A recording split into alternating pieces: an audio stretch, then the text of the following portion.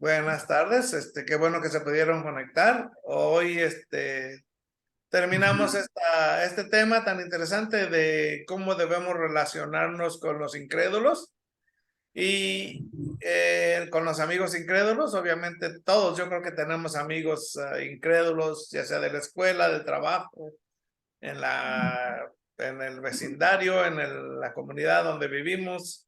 Tenemos amigos que son de diferentes profesiones, que son incrédulos, que necesitan a Cristo, obviamente.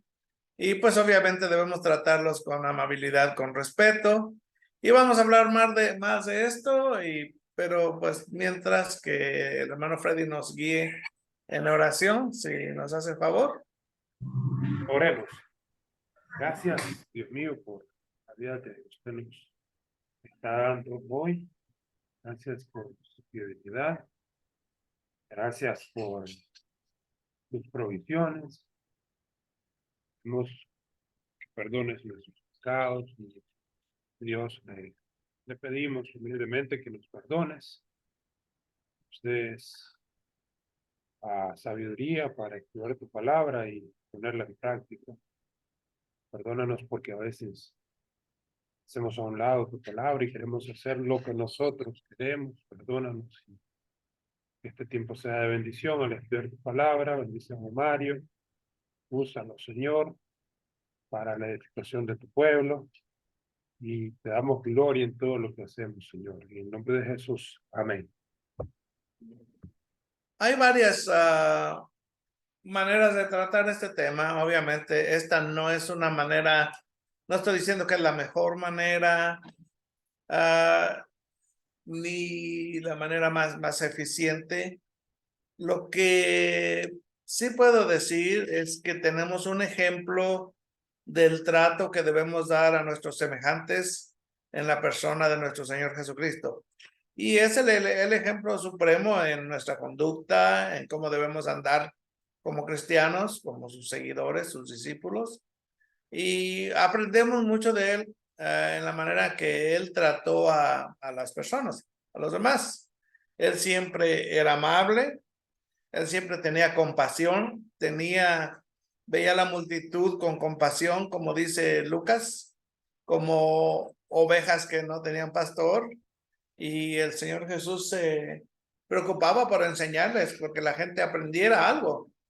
Y siempre lo hacía de diferentes maneras, ya sea personalmente, ya sea en grupo, por enseñanzas, por parábolas, por confrontar a veces a las personas directamente. También sus discípulos aprendían de eso. El Señor Jesús también siempre habló la verdad, nunca usó el engaño, la traición, la trampa para comunicar su mensaje. Siempre habló con verdad, de hecho, él era la verdad. Incluso cuando su vida estaba en juego, Jesús siempre habló la verdad. A los que le preguntaron, ellos, aunque muchas veces no contestó directamente, él contestaba con una pregunta más y obviamente fue tan claro que el sumo sacerdote en Mateo 26, 63 al 65 dice, ha blasfemado, no tenemos necesidad de testigos, ahora mismo habéis oído su blasfemia. ¿Por qué? Porque el Señor Jesús le dijo, desde ahora veréis al Hijo del Hombre sentado a la diestra del poder de Dios, viniendo en las nubes del cielo. Esto era una blasfemia para la mentalidad judía de aquel entonces, el hacer este tipo de declaraciones. Entonces, el Hijo del Hombre es un título que viene del Antiguo Testamento y obviamente tiene más que ver con la humanidad, tiene mucho más que ver que solamente la humanidad. Está hablando realmente de su deidad. Así se nombró Jesús a sí mismo, el Hijo del Hombre, sentado a la diestra del poder de Dios. Imagínate, un hijo de un hombre sentado a la diestra del poder de Dios. en la posición más alta de autoridad que tenía el rey, viniendo en las nubes del cielo como rey, como conquistador, hablando de la segunda venida de Jesucristo. Bueno, eso le pegó, fue como una cubeta de agua con hielo en la espalda del sumo sacerdote, ¿no? Y obviamente fue acusado de blasfemia en ese momento. El Señor Jesús nunca perdió su identidad, y ahora estamos en el punto número 3, que es donde nos quedamos la clase pasada. Entonces, fue amable, fue compasivo, nunca perdió su identidad, aunque todos los días estaba rodeado de personas que no eran cristianas. Había soldados, había los escribas y los fariseos, que se supone que eran los guías espirituales del pueblo, que se supone que eran los primeros que deberían de haber corrido hacia Jesús, y ahora los primeros que le deberían de haber abrazado fueron los primeros que se pusieron en contra de él, porque precisamente no, ellos tenían su sistema religioso ya bien hecho desde antes de los exilios a Babilonia y a Siria. Ellos ya habían hecho de la ley una religión, que es lo que básicamente Dios les prohibió desde el principio, ¿no? Y se creían muy justos, muy autojustos, con el derecho de juzgar hipócritamente e injustamente a los demás. Y bueno, Jesús no permitió que la cultura o las opiniones de su pueblo cambiaran su identidad, o la cultura y las opiniones de los que estaban conquistando a su pueblo, que en este caso eran los romanos. Ni siquiera Satanás pudo sacudirlo. Leemos la historia en Mateo 4, 1 al 10. Se los voy a leer. Vamos a leerlo despacio para saborearlo. Entonces Jesús fue llevado por el Espíritu al desierto para ser tentado por el diablo. Aquí hay una buena discusión para los amantes de la teología. ¿Cómo es que Jesús, siendo un ser humano perfecto, 100% humano, 100% divino, cómo es que él puede ser tentado? La Biblia dice que fue tentado en todo, dice, según nuestras debilidades. O sea, según, como hombre fue tentado en todo. Entonces, Satanás directamente, que es el tentador, directamente tienta a Jesús.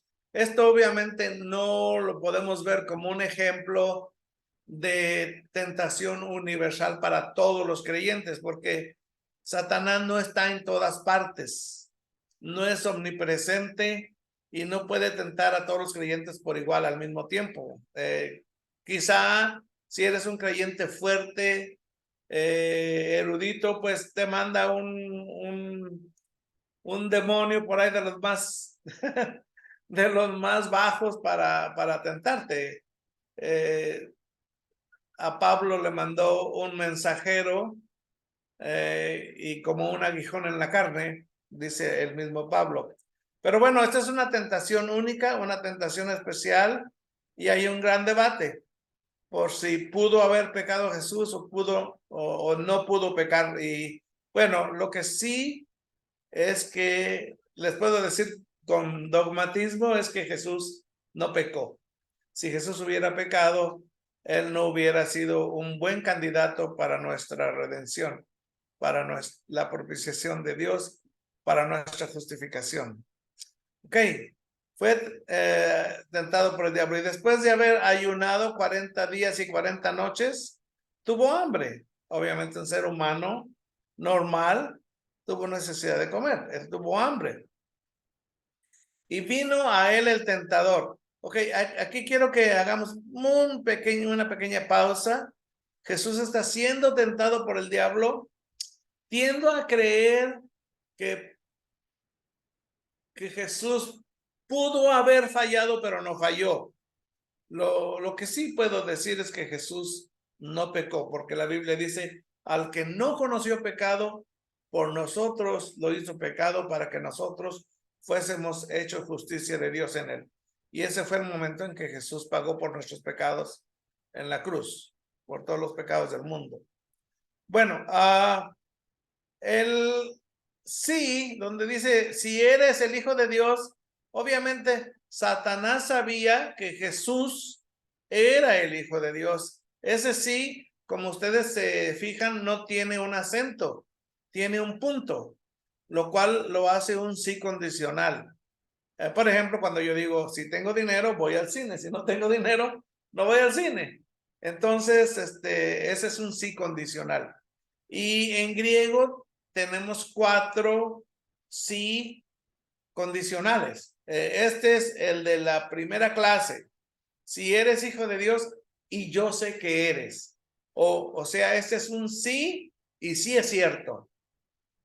Sí y sí eres. Yo sé que eres. Si eres hijo de Dios, di que estas piedras se conviertan en pan.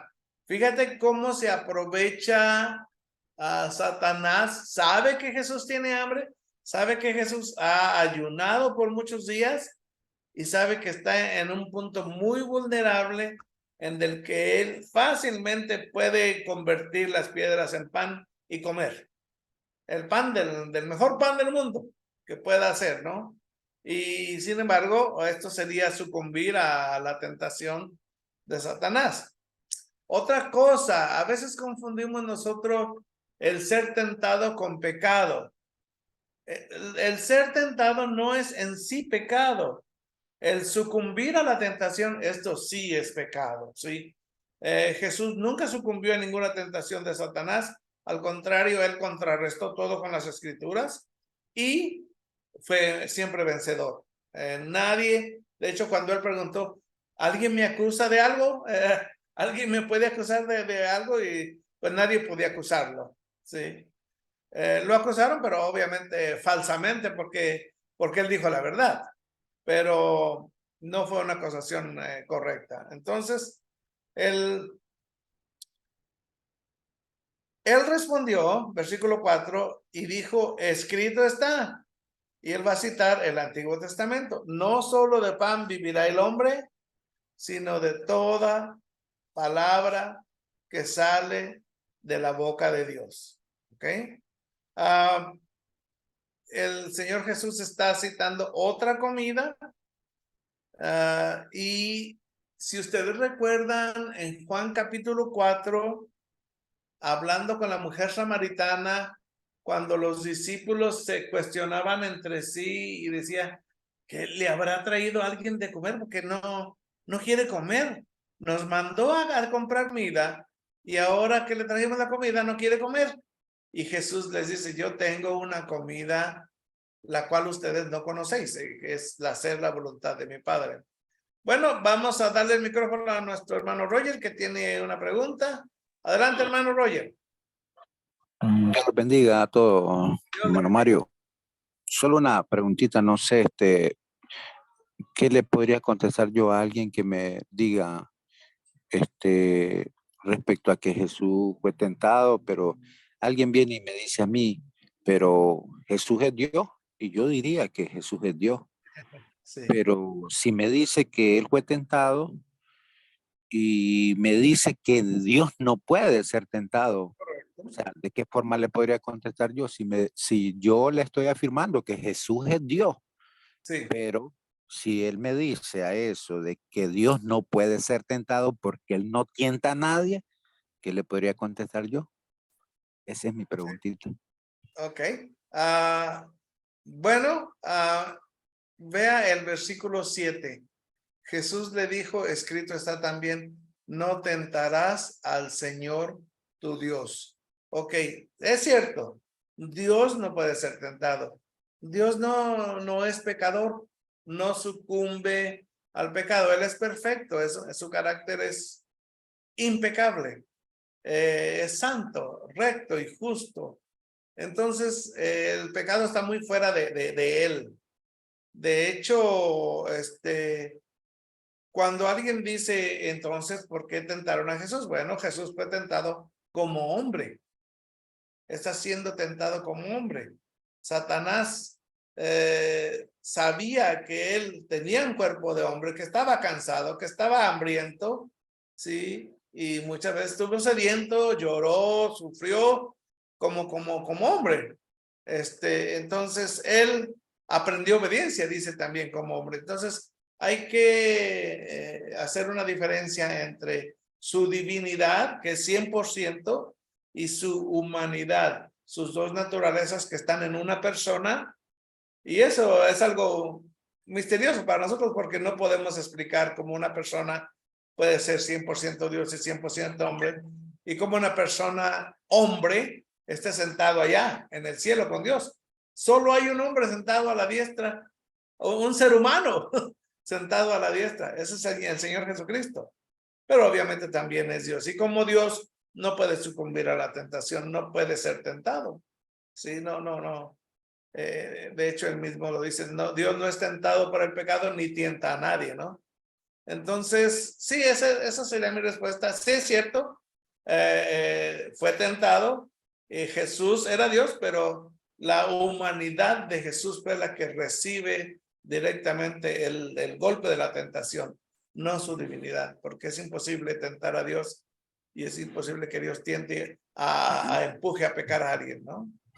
Don Mario, Sí, dígame. la escritura dice que él fue tentado o que él fue probado, porque no estoy. Bueno, a Porque veces puede ser que difieren, sí, ¿verdad? Que difieren esas dos palabras, tentado y probado. sí. Hay dos palabras. Está la palabra peidazo, que es tentar, pero parece que se usan intercambiablemente. Qué buena pregunta, hermano, Roger, qué buena pregunta. Hay dos palabras, sí, griegas, que tienen diferente connotación. Una es tentar para ver cómo está probar, sí, para ver cómo está tu progreso, como cuando quieres pasar de cuarto año a quinto año, te hacen un examen, te dan una prueba, sí, no te dan una tentación. O sea, la tentación es más bien con el propósito de que tropieces, de que caigas, de que hagas lo malo. Y eso es lo que sufrió el Señor Jesús. Satanás quería que el Señor Jesús hiciera lo malo, le adorara a él, convirtiera las piedras en pan, se echara del pináculo del templo, etcétera, ¿no? Entonces, una es para ver tu progreso. Eso sí, Dios no la da. Dios nos prueba a sus hijos para ver cómo estamos espiritualmente. A veces pasamos. Lo bueno de Dios es que Él nos sigue dando la prueba hasta que la pasamos. O sea, no hay un instante en que Dios no diga, definitivamente no pasaste, no sirves para nada, aquí reprobaste, te vas al infierno. No hay ese tipo de condiciones con Don Dios. Mario. Sí, adelante. Hermano Mario, Sí. Sí, pero yo le pregunto que si la escritura dice que él fue tentado o la escritura dice que él fue probado. No, tentado. Tentado. Sí, tentado. Con el propósito Correcto. de que hiciera lo malo. O sea, tentado para caer, para tropezar. Esa fue la tentación que le dio Satanás. Satanás quería que él cayera, que él tropezara. Lo interesante, hermano Mario, es el contexto del pecado aquí, porque si usted me habla de comer pan, yo como mucho pan y peco mucho, ¿verdad? Sí, no es eso realmente. Bueno, si comes demasiado pan y ya pecas de gula, pues ya ese es otro asunto. Pero no, sí, correcto, el asunto es el contexto. Y aquí el contexto es que básicamente el Señor Jesús agarrara la corona sin pasar por la cruz y no cayó en esa trampa. El diablo es muy sutil, es muy inteligente y tiene muchos años estudiando al ser humano, y obviamente en el tiempo de Cristo ya sabía por dónde llegar al Señor Jesucristo. Le llegó con la misma astucia a la mujer en el jardín del Edén. Una gran diferencia, que la mujer y el hombre cayeron, y el Señor Jesucristo no cayó. Entonces, sí. No, creo que en toda su vida, Jesús demostró que aún siendo Dios, ¿verdad? Siendo humano. No, o sea, Ok. él bajó de su trono y se hizo humano, ¿verdad? Sí. Cuando no era necesario eso, ¿verdad? Bueno, sí era necesario por el plan y el diseño de Dios, ¿verdad? Ok. Pero uno se pone a pensar como un humano, ¿verdad? También teniendo todo lo que uno puede desear o crear o destruir a su antojo, ¿verdad? Ujú. Y tener todos los reinos y todo lo que uno se puede imaginar como que uno desea como humano, ¿verdad? Sí. Y él bajarse a la condición humana, ¿verdad? Ujú. Ujú. Convertirse en un humano y que el diablo llegue y le diga, tenés hambre, ¿verdad? Sí, Convertir esas piedras, pues, sí, ahí están, unas ¿verdad? piedras muy bonitas. Y lo que usted dice de él no tomar el trono antes de pasar por la cruz. Ujú. Ujú. Él reconoció de que no, quizás él hubiera pecado por ego, él hubiera podido pecar por soberbia, Ujú. él hubiera podido pecar quizás, no sé, estoy buscando la palabra, ¿verdad? Pero Arrogancia, decir, orgullo. hombre, si yo soy Dios, ¿por qué estoy pasando hambre aquí? Exacto, sí. No tengo esa necesidad. Sí, Desde el principio, bueno, ¿para qué me ofrecía a morir por esta gente que no merece, no? Así es. un ejemplo de humildad y de dominio propio. Correcto, correcto. Así es, Henry. Muchas gracias, hermanos, por sus comentarios, por su participación. Qué bueno que están hablando. Ya se le está quitando el miedo. Eso es bueno. Ok. Entonces aquí vea usted la apelación es a satisface tu necesidad física. Tú puedes, hazlo. Satisface tu hambre. Y obviamente esto te llevaría a depender y a sucumbir a la invitación de Satanás y no a satisfacer. Parece que en otros pasajes, si mal no recuerdo, después de que Jesús venció la tentación, bajaron ángeles del cielo y le servían de comer.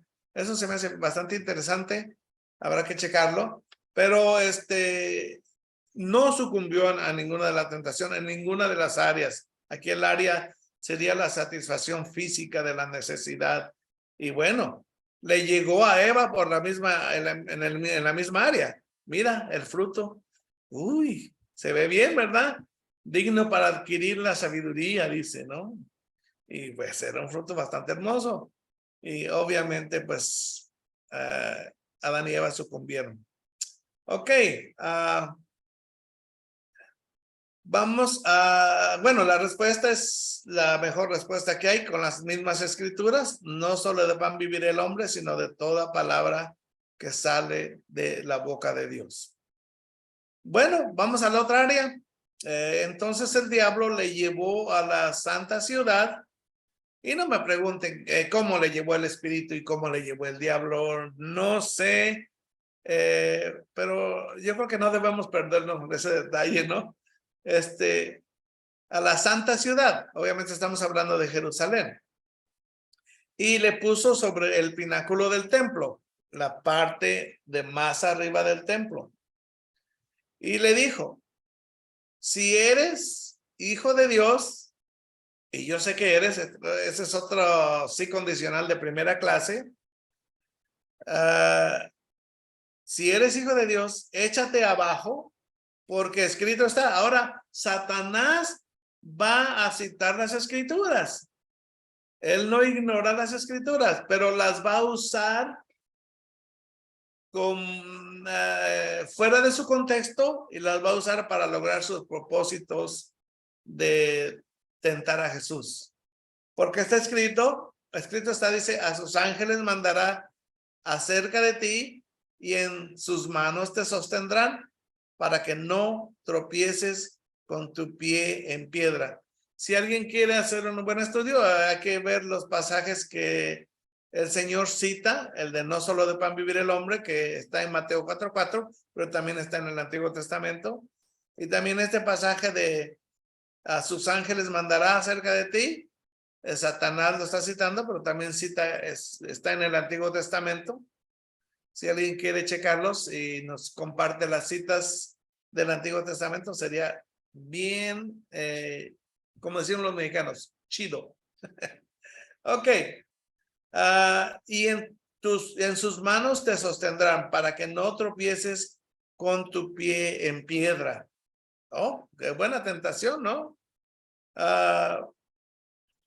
Jesús le dijo, escrito está también, no tentarás al Señor tu Dios. ¿Por qué están citando los dos el Antiguo Testamento? Porque esas eran las únicas escrituras que tenían en aquel tiempo. No están citando nada de Pablo, nada de Pedro, nada de Juan, porque todavía no existen. Tenían las escrituras del Antiguo Testamento nada más. Entonces, ambos citan el Antiguo Testamento, pero Satanás lo hace chueco, lo tuerce para lograr sus propósitos malévolos, ¿no? Bueno, escrito está, no tentarás al Señor tu Dios. Versículo 8, otra vez le llevó el diablo a un monte muy alto. Habrá que investigar si quieren satisfacer la curiosidad. ¿Cuál es el monte más alto aparte del Sinaí o por ahí cerca de Israel? ¿Sí? Habrá que investigar esto porque si tú vas a Israel y vas a Perú, por ejemplo, los montes en Israel, pues se te van a hacer como unos hormigueros comparados con los montes que hay en Perú. Allá sí hay montañotas, pero bien altas, bien bonitas, con nieve y toda la cosa. En Israel no hay tanto, pero sí te puedes subir a un cerro. El Monte de los Olivos era uno de ellos. Desde el Monte de los Olivos podías ver el templo, podías ver la ciudad de Jerusalén. Entonces pudo haber sido este monte o pudo haber sido otro monte en donde podías ver más. Todo el valle, ¿no? O todo el monte donde está Jerusalén, porque Jerusalén está arriba en un monte. Ok. Le mostró todos los reinos del mundo y la gloria de ellos. Esto se me hace interesante porque la manera en que Jesús está viendo o se le está haciendo ver, a mí me parece que Satanás, como príncipe de este mundo, así lo menciona la Biblia, es una persona muy inteligente y que tiene mucho poder y dominio sobre los asuntos del mundo, muchas veces. Obviamente con el permiso de Dios, porque Dios es soberano y Dios no pierde el control de los acontecimientos mundiales. Y entonces, pero sí le pertenece realmente ahora en este tiempo y un día le va a pertenecer todo esto al Señor Jesucristo. Él va a ser el rey sobre toda la tierra, pero ahora Satanás tiene mucha influencia, en este caso, dominio sobre muchos asuntos mundiales. Y bueno, podemos estudiar ese tema con más detalle, en qué manera influye Satanás en los asuntos del mundo. Pero es algo bien interesante, ¿no? Bueno, se los ofrece porque le pertenecen. Le llevó a un monte muy alto y le mostró todos los reinos del mundo y la gloria de ellos. Y le dijo, todo esto te daré si postrado me adorares. Mira lo que está buscando Satanás. No quiere nada, ¿verdad? Sí, ok.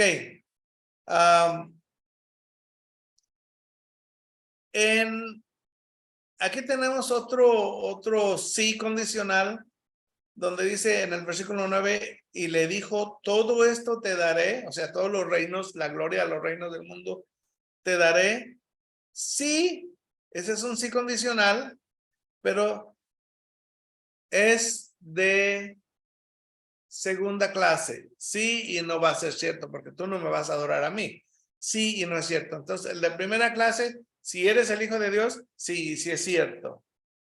Si postrado me adorares, sí y no es cierto, yo sé que no va a pasar, sí, o sea, algo que no va a suceder. Jesucristo nunca va a adorar a Satanás, porque él mismo dice, solo a Dios adorarás, ¿ok?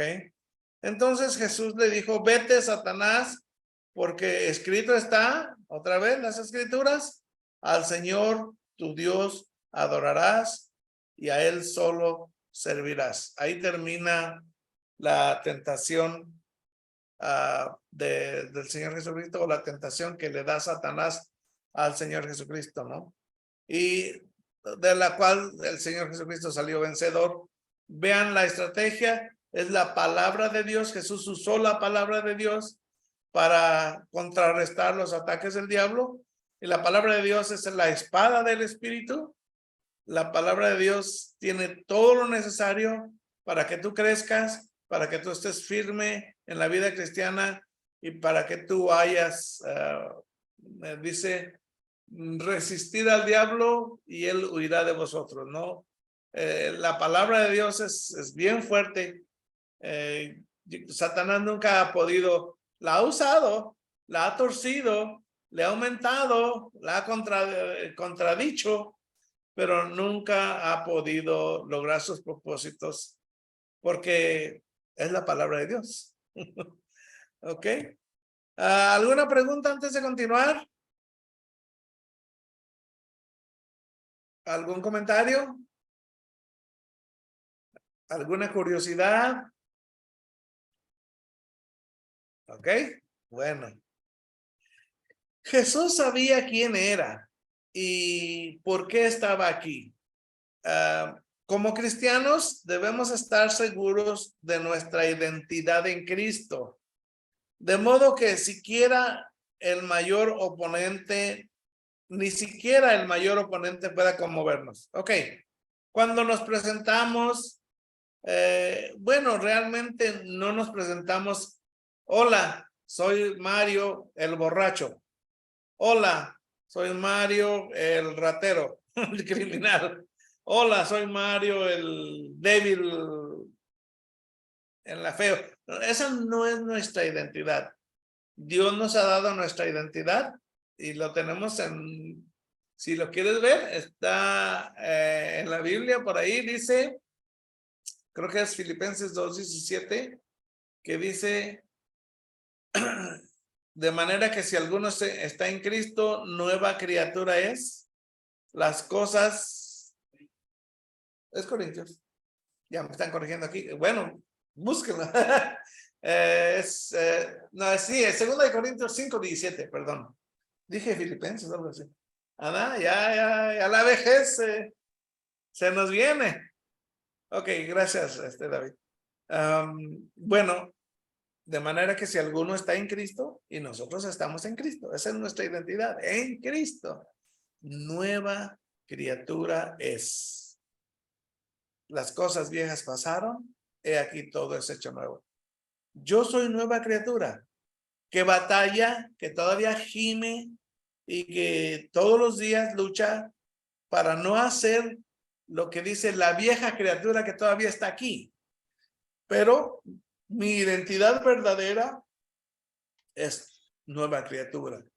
¿Qué dice Efesios 2:10?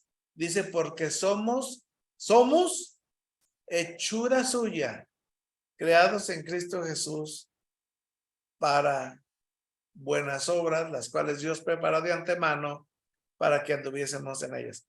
¿Quieres saber? Cuando te hagan bullying, ¿quieres saber quién eres? Tú no eres el chaparro, el feo, el calvo. Eres hijo de Dios, eres hechura suya, eres creado en Cristo Jesús, eres nueva criatura. Eso es como te ve Dios a ti. El hombre te puede ver como le dé su gana, pero Dios te ve como una persona, una criatura que ha sido lavada con la sangre del cordero, como dice la Biblia, hechura suya, nueva creación, hijo de Dios para buenas obras. Ok, entonces, que no se nos convenza de otra manera, somos nueva creación. Ok, bueno. Dice Efesios 2, 8 al 10. Ya, bueno, ya realmente lo leímos, pero vamos a leerlo otra vez. No está de más. ¿Se acuerdan cómo se aprendieron las tablas de multiplicar? 2 por 1, 2, 2 por 2, 4, 2 por 3, 6. Repitiendo, repitiendo, cantando las tablas de multiplicar. ¿Sí? Igual con la Biblia. Entre más la repetimos, más se nos queda grabada. Porque por gracia sois salvos. Y cuánto me alegra a mí, especialmente este pasaje, porque al último, si Dios nos pregunta, ¿y por qué quieres que te deje entrar, Señor? Por mis méritos, definitivamente no, por tu gracia, por el Señor Jesucristo que pagó por mis pecados, ¿no? Porque por gracia sois salvos por medio de la fe. Y esto, o sea, la salvación, no de vosotros, no viene de adentro, es foránea, es extranjera, viene de afuera, no de vosotros, pues es don de Dios, ¿ok? No por obras, para que nadie se gloríe, porque somos hechura suya, creados en Cristo Jesús para buenas obras, las cuales Dios preparó de antemano para que anduviésemos en ellas. Y como siempre, la salvación es primero, luego las buenas obras. La creación nueva es primero y luego el plan de Dios, que es hacer buenas obras para que anduviésemos en ellas. Entonces, no es al revés. No, la religión te lo pone al revés, porque la religión te dice, cualquier religión te dice, tú debes de portarte bien para llegar a obtener esto, o para llegar a tener el paraíso o la salvación o algo. Budismo, hinduismo, catolicismo, cualquier religión siempre te pone comportamiento u obras para obtener el nirvana, el paraíso, el cielo o cualquier otra cosa que quieras obtener, ¿no? Entonces, la Biblia lo pone al revés. La Biblia dice, tú no puedes, Cristo murió por ti, tú solamente lo recibes por fe. Y así te conviertes en nueva creación. De modo que si alguno está en Cristo, nueva criatura es, las cosas viejas pasaron, aquí todas son hechas nuevas. ¿Ok? Esa es tu identidad. Para cuando tengas problemas de identidad, existenciales o lo que tú quieras, ya sabes quién eres, cómo te ve Dios a ti. Y te ve con un valor infinito. Y te quiere incondicionalmente, te ama incondicionalmente. Entonces, para que sepas quién eres. Y no andes aceptando migajas que te quiere dar el diablo, porque el diablo te dice, yo te voy a dar dinero, yo te voy a dar placer, yo te voy a dar fama. ¿Y sabes qué? En Cristo tienes mucho más que esto. El diablo te está ofreciendo un sustituto muy barato que realmente tú ya tienes en Cristo. ¿Qué más riquezas que las riquezas de su gracia? ¿Qué más fama que ser llamado hijo de Dios? ¿Qué más placer que servir al Señor, al creador del universo? ¿Qué más queremos? Y nos quejamos, ¿no? Por asuntos triviales sin importancia y por tonterías, ¿no? Somos muy quejumbrosos los humanos. Pero qué bueno que tenemos un Padre que nos ama, que puede proveer, y de hecho tengo 63 años y nunca he estado desamparado realmente. Dios siempre me ha protegido hasta de mí mismo. Entonces vale la pena depender de él, ¿no? Ok. Todos los días Jesús comía, bebía, y viajaba con personas que no eran cristianas, pero nunca dejó de lado su identidad como hijo de Dios y por lo tanto podía decir con toda seguridad, porque el que me envió conmigo está. No me ha dejado solo el Padre, porque yo hago siempre lo que le agrada. Qué hermoso pasaje. Una de las cosas que muchas veces yo he visto en carne propia es que los cristianos queremos vivir como islas, aislados y no tener contacto con el mundo, cuando el mundo es nuestro campo de trabajo. Sí. Hay que tener mucho cuidado y no aislarnos, no ser islas ni de la iglesia ni del mundo, porque el mundo es nuestro campo de trabajo. Y en la iglesia podemos dar más apoyo a la familia de la fe, podemos ayudar, podemos servir, podemos tolerarnos, podemos perdonarnos. Todo eso de los unos a los otros es aplicable en la iglesia y también en el mundo. Entonces, pero el mundo necesita algo más antes de otras cosas. Necesita a Cristo. Porque ahí vivimos en un mundo que está muriendo muy rápido y pues se está muriendo sin Cristo. Entonces, ahí nos toca. Ahí nos toca obedecer al Señor Jesucristo. Bueno, número 4. Jesús conocía su propósito.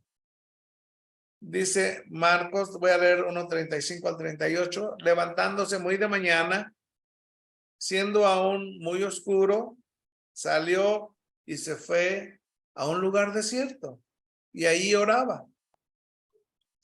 Y le buscó Simón y los que con él estaban, y hallándole le dijeron: todos te buscan.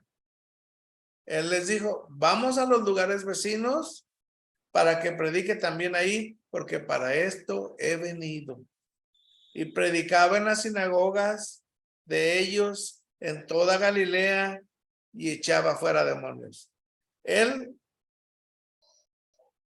siempre cumplió el propósito del Padre y también dependió del Espíritu Santo. Por eso es que reprendió tan fuertemente a los fariseos que le estaban acusando de hacer las obras por el demonio, porque las hizo por el Espíritu Santo. Era blasfemia por el Espíritu Santo. Y el Espíritu Santo estaba hablando realmente de Jesús el Mesías. Estaba dando ¿cómo se dice? Dando a conocer por los hechos que él hacía y que el Señor Jesucristo hacía, era que él era el Mesías. Jesús enseñó sus credenciales, que eran las obras del Espíritu. Y al ser atacado ahí, el Señor Jesucristo obviamente estaba atacando a la incredulidad.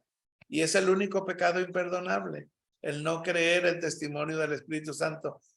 El testimonio es: este es el Mesías. Mira, él hace los milagros. Él está haciendo la voluntad del Padre. Entonces, y echaba fuera demonios. Yo no conozco épocas tan llenas de actividades de demonios como es la época en donde vivía Jesús. Que yo sepa, ha habido pocas épocas. La más difícil y la más perturbadora yo creo que va a ser durante la tribulación y la gran tribulación. Es cuando Satanás va a dar rienda suelta a su plan, porque sabe que le queda muy poco tiempo. Entonces, pero sí, yo cuando leo la historia de Jesús en los evangelios siempre veo demonios, gente endemoniada por todas partes, con muchos demonios, y con enfermedades que eran provocadas por demonios, con personas que querían destruir su cuerpo, provocado también por demonios. O sea, desafiando al Señor Jesucristo también. Y bueno, yo veo mucha actividad demoníaca en tiempo de Jesús. Y mire el poder que tenía él con tan solo una palabra: sal de él, el demonio salía. No tenía que hacer un circo, ¿no? De cosas, de rituales, ¿no? Él sí tiene poder, ¿no? Okay. Una gran amenaza para nuestras propias almas al hacernos amigos de los no cristianos es que fácilmente podemos perder de vista nuestro propósito. Eso es cierto, porque a veces domina el grupo, ¿no?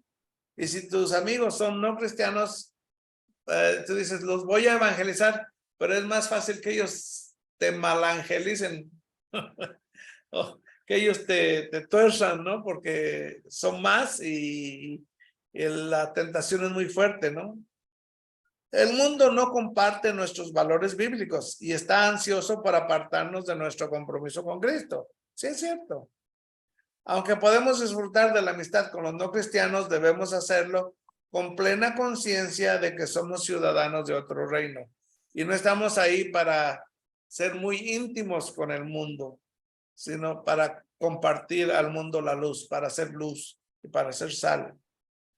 Estamos aquí como embajadores del Rey. Voy a leerles todos estos pasajes de Efesios 2, Filipenses 3 y 2 de Corintios 5, que dice, así que ya no sois extranjeros, ni advenedizos, recién llegados, sino conciudadanos de los santos y miembros de la familia de Dios. ¿Quieres saber cuál es tu identidad? Ahí está, miembro de la familia de Dios. La familia real, la familia del Rey. Mas nuestra ciudadanía está en los cielos. ¿Ah? Esta es la mejor ciudadanía que hay. De donde también esperamos al Salvador, al Señor Jesucristo. Qué hermoso pasaje. Así que somos embajadores en nombre de Cristo, como si Dios rogase por medio de nosotros. Os rogamos en nombre de Cristo, reconciliados con Dios. Podemos participar en actividades y relaciones con los no creyentes, pero solo hasta cierto punto. Debemos estar listos para decir de manera educada, no gracias, cuando se nos pida salir de nuestro propósito. Puede que no se trate de un pecado evidente que se nos pide que hagamos, pero muchas otras cosas pueden alejarnos de la devoción pura a Cristo. Dice Pablo en 2 de Corintios, pero temo que como la serpiente con su astucia, y el mundo es astuto, engañó a Eva, nuestros sentidos sean de alguna manera extraviados de la sincera fidelidad a Cristo. ¿Y cuántos nosotros no hemos pasado por ese tipo de situaciones en donde nos hallamos haciendo algo que no debemos estar haciendo y ya nos apartamos de los beneficios de la gracia, nos apartamos de los beneficios que Cristo nos da por desobedecer? Es bien fácil. Cuando menos te recuerdas, ya estás fuera del círculo de comunión. No has perdido el círculo de la relación de familiar, de hijos, pero sí has perdido la comunión y hay que regresar lo más pronto posible. ¿Okay? El materialismo, las opiniones seculares quiere decir de este siglo, sin Dios, sin tomar en cuenta a Dios, básicamente. Los valores actuales que son muy diferentes a hace 50 años. El ocio, el entretenimiento, y hay mucho de esto, entretenimiento, todos pueden amenazar o derribar la búsqueda del propósito de un cristiano. Hay muchas distracciones. Yo les digo a los jóvenes que creo que ahora sería mucho más fácil conquistar a un país por medio de la tecnología que antes, que se hacía con caballo y con espada, ¿no? Y con muchos soldados. Ahora es más fácil porque ya todos dependen de la electricidad, del internet. Córtales eso y bueno, se podría conquistar mucho más fácil a un país porque están todos distraídos, ¿no? Ok. Cuando mantenemos nuestros ojos en el premio como lo hizo Jesús, nuestras relaciones con los no cristianos pueden ser agradables y fructíferas, tanto para ellos como para nosotros. Dice Hebreos 12, por tanto nosotros también teniendo en derredor nuestro tan grande nube de testigos, despojémonos de todo peso y del pecado que nos asedia y corramos con paciencia la carrera que tenemos por delante, puestos los ojos en Jesús, el autor y consumador de la fe, el cual por el gozo puesto delante de él sufrió la cruz, menospreciando el oprobio, y se sentó a la diestra del trono de Dios. Jesús fue selectivo con sus compañeros más cercanos. Recuerdan, él tenía sus discípulos, pero él tenía a 3 de los más íntimos, ¿no? A pesar de que Jesús se relacionaba constantemente con los no creyentes, guardaba su más íntima relación con los discípulos que había escogido. Incluso entre los discípulos eligió a 3, Pedro, Santiago y Juan, para compartir los momentos más privados de su vida. Solo esos 3 fueron testigos de su transfiguración. Y ustedes pueden leer los pasajes que hablan de la transfiguración. Es ahí donde yo creo que los 2 testigos que se aparecen ante Jesús fueron Moisés y Elías, y fueron los 2 testigos, y creo que ellos van a ser, ahí están, Moisés y Elías, creo que ellos van a ser los 2 testigos que vienen antes de la venida de Jesucristo durante la tribulación. Fueron esos 3 los que acompañaron en el huerto de Getsemaní la noche antes de su arresto. Y tomó consigo a Pedro, Jacobo y a Juan, y comenzó a entristecerse y angustiarse. Mira, como humano se entristeció y se angustió, y les dijo, mi alma está muy triste hasta la muerte, quedaos aquí y velad. El modelo que nos dio Jesús es el de la intimidad selectiva en las relaciones. Si bien debemos ser amables con todos, ayudando en todo lo que podamos, debemos tener cuidado con los que nos permitimos que se acerquen a nosotros. Nuestros amigos más cercanos tienen una gran influencia y pueden alejar nuestros corazones del plan de Dios para nuestras vidas. Si Jesús tuvo que tener cuidado con aquellos a los que permitió acercarse a él, nosotros también debemos tenerlo. Debemos buscar a aquellos que comparten nuestra fe y nuestro amor por el Señor, recordando que somos templo de Dios viviente. Sí, es cierto, pero también recordemos que ellos son nuestro campo de trabajo. Entonces tengamos estos 2 focos, estos 2 enfoques. No dejar que nos venza el mundo, pero vencer al mundo con la fe. Bien, hermanos, pues creo que ya nos pasamos de tiempo, pero no sé si hay alguna pregunta, alguna observación. No sé si va a terminar con, creo que hay como 2 series de veces. Eso es lo último. Hay un pasaje en 2 de Corintios que dice, no os unáis en yugo desigual con los incrédulos. Podemos hablar mucho más de esto, pero no sé por qué tanto nos gana a veces la emoción y el romanticismo, que a veces las novias incrédulas nos atraen bastante, ¿no? Búsquense una novia en la iglesia. ¿Qué andan buscando por ahí? Por ahí fuera, hombre.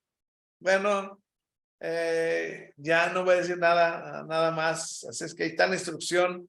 ¿Qué compañerismo tiene la justicia con la injusticia? Ninguno. ¿Y qué comunión la luz con las tinieblas? Tampoco. ¿Y qué concordia Cristo con Belial? Tampoco. ¿O qué parte el creyente con el incrédulo? No.